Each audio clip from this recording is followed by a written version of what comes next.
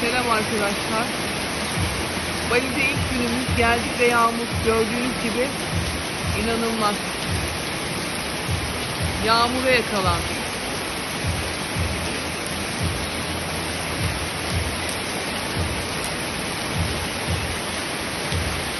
Görüyor musunuz nasıl bir yağmur var? Ama böyle tatlış bir kafeye geldik. Onu da göstermek istiyorum. 7.30'da açılacakmış burası. Evet, biz biraz erken geldik de bugün. Evet, burayı da göstermiş olayım.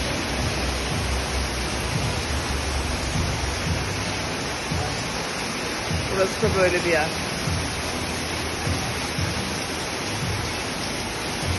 Ama dışarıdaki yağmur inanılmaz.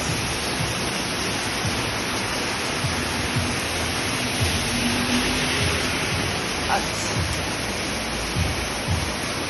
Bu da böyle olsun. Hoşça kalın.